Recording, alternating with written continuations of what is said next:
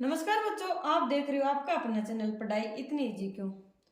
कल की क्लास में हमने अध्याय 5 को कंप्लीट कर लिया था। आज हम स्टार्ट करें अध्याय 6 जिसका नाम है त्रिभुज और इसकी प्रश्नावली 6.1 को। चलिए देखते हैं इसका पहला सवाल। कोष्ठकों में दिए शब्दों में से सही शब्दों का प्रयोग करते हुए रिक्त स्थानों को भरिए। ठीक है, यानी पहले सवाल के अंदर हमें 4 सवाल दे रखे हैं, इनमें रिक्त स्थान दे रखे हैं और इनमें से बताना है कि ये जो कोष्टक में अपने को जो शब्द दे रखे हैं उनमें से कौन सा शब्द यहाँ पर आएगा। पहला सवाल इसका, सभी वर्त खालिस्तान होते हैं समरूप या सर्वांग सम। ये सभी वर्त या तो समरूप होंगे या सर्वांग सम होंगे, इनमें से कौन सी स्थिति है वो लागू होगी। अब वर्त देखो, एक वर्त तो ये हो गया और एक वर्त ये हो गया। समरूप क्या होता है? जिनका रूप क्या हो, समान हो। और सर्वांग सम यानी जिनका रूप भी समान हो और जिसकी लंबाई चौड़ाई ऊंचाई सभी क्या हो, बराबर हो। यानी एक को दूसरे के ऊपर रखने पर वो उसको पूरी तरह से एक दूसरे को ढक लेते हैं, वो क्या होता है, सर्वांग सम होता है। और समरूप के अंदर हमें बाहरी रूप देखना होता है कि एक जैसे दिख रहे हैं या नहीं दिख रहे। बड़े छोटे से कोई मतलब नहीं होता।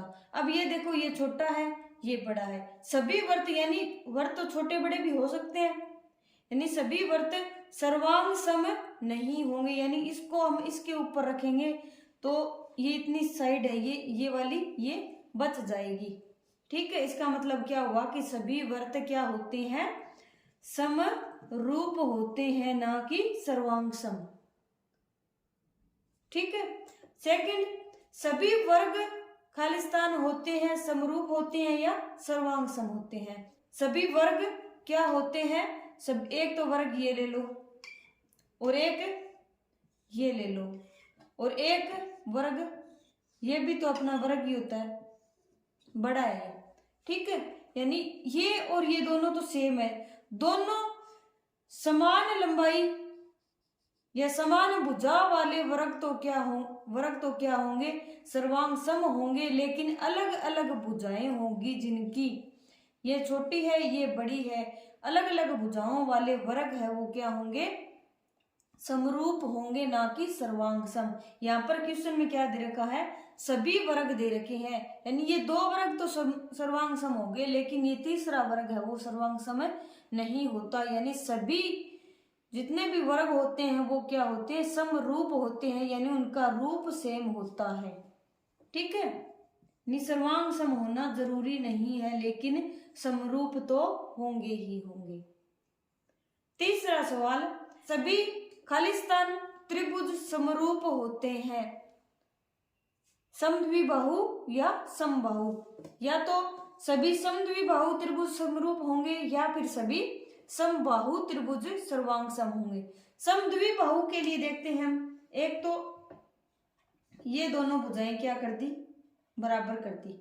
ठीक है, और ये एक ये अलग कर दी, ये क्या हो गया समद्विबाहु। और एक ये दोनों भुजाएं बराबर कर दो त्रिभुज के अंदर और ये अलग हो गया। क्या ये समरूप है? इसको इसके ऊपर रखेंगे तो ये क्या होगा, समरूप नहीं होगा। ठीक है, और समबाहु देखते हैं, यानी जिसकी सभी भुजाएं समान हो, सभी भुजाएं समान, एक तो ये हो गया और एक ये हो गया। ठीक है, अब ये और ये दिखने में क्या है, सेम है, यानी जिनका रूप क्या हो, सेम हो, छोटे बड़े से कोई मतलब नहीं होता। यानी सभी समबाहु त्रिभुज है वो क्या होंगे, समरूप होंगे, समबाहु त्रिभुज है वो समरूप होंगे। ठीक है, चौथा सवाल क्या है, भुजाओं की समान संख्या वाले दो बहुभुज समरूप होते हैं यदि उनके संगत कोण खालिस्तान हो और उनकी संगत भुजाएं क्या हो, खालिस्तान हो। यानी दो समान संख्या वाले भुजाओं की समान संख्या वाले बहुभुज समरूप कब होंगे, जब उनके संगत कोण तो क्या होने चाहिए, बराबर होने चाहिए, और उनकी संगत भुजाएं क्या होनी चाहिए, समानुपाती होनी चाहिए, तभी क्या होंगे वो दो बहुभुज है वो समरूप होंगे। यानी ये एक तो अपना ये बहुभुज है और एक ये बहुभुज ले लो, इनके संगत कोण यानी अगर अपने ये ले लेते हैं, ये अगर इस कोण को देखें तो ये वाला कोण अगर दोनों बराबर हो तो क्या होंगे, ये समरूप होंगे। और ये वाली भुजा और ये वाली भुजा के अनुपात क्या होना चाहिए, बराबर होना चाहिए। इसका और इसका अनुपात बराबर होना चाहिए, और इसका और इसका अनुपात, और इसका और इसका, और ये भुजाएं क्या होनी चाहिए, समान अनुपात में होनी चाहिए। यानी ये एक है तो इसको 2 मान लेते हैं, ठीक है। यानी ये भुजा इसकी डबल है तो ये इस भुजा का ये भुजा भी क्या होगी, डबल ही होगी। यानी इसको हम 2 मान लेंगे तो ये क्या होनी चाहिए, 4 होनी चाहिए। यानी अनुपात 1/2 का एक भुजा के अंदर हो रहा है, वही दूसरी भुजा के अंदर भी होना जरूरी है, ठीक है। दूसरा सवाल है, निम्नलिखित युग्मों के 2 भिन्न भिन्न उदाहरण दीजिए। पहला दे रखा है समरूप आकृतियां और दूसरा दे रखा है ऐसी आकृतियां जो समरूप नहीं है। यानी इनके बताने क्या है, 2 भिन्न भिन्न उदाहरण बताने हैं, ठीक है। पहला क्या है, समरूप आकृतियां। समरूप आकृतियों के उदाहरण बताने हैं। समरूप आकृतियां एक तो ये ले लो और एक इससे थोड़ा बड़ा ले लो, ये इसके सेम ले लेते हैं। यानी 2 त्रिभुज समबाहु त्रिभुज क्या होते हैं, एक दूसरे के समरूप होते हैं, और समरूप का निशान ये है। और एक ले लो वृत्त को, एक ये वृत्त हो गया और एक ये वृत्त हो गया, ये दोनों क्या होंगे, समरूप हो गए। और भी ले सकते हैं, वर्ग ले लो, आयत ले लो, ठीक है, एक दूसरे के क्या होंगे, वो समरूप होंगे। और दूसरा क्या है, ऐसी आकृतियां जो समरूप नहीं है। समरूप नहीं है वो आकृतियां लिखनी है। यानी एक तो त्रिभुज ले लो और एक वृत्त ले लेते हैं, ये क्या समरूप है, नहीं है समरूप। और एक वर्ग ले लो और एक आयत ले लेते हैं, क्या ये समरूप है, नहीं है। यानी इनका रूप क्या है, समान नहीं है, ठीक है। तीसरा और लास्ट सवाल, बताइए कि निम्नलिखित चतुर्भुज समरूप है या नहीं है।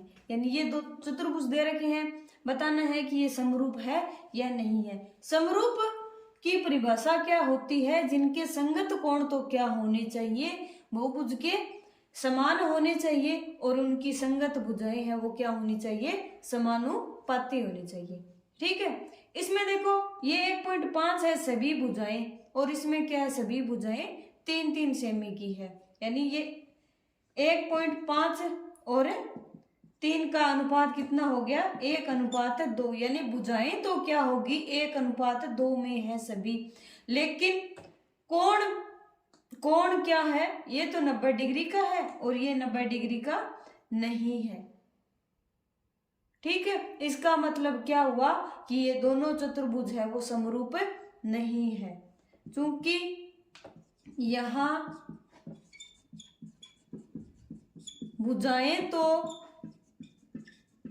समानुपाती है, लेकिन संगत कोण बराबर नहीं है। अतः दोनों चतुर्भुज समरूप नहीं है, ठीक है। इसी के साथ अपनी प्रश्नावली 6.1 कंप्लीट होती है। आज की क्लास आपको कैसी लगी कमेंट करके जरूर बताइए। अगर पसंद आई है तो चैनल को लाइक शेयर एंड सब्सक्राइब करें। तब तक के लिए पढ़ते रहिए, बढ़ते रहिए और पढ़ाई को इजी बनाते रहिए। मिलते हैं नेक्स्ट क्लास में प्रश्नावली 6.2 के साथ।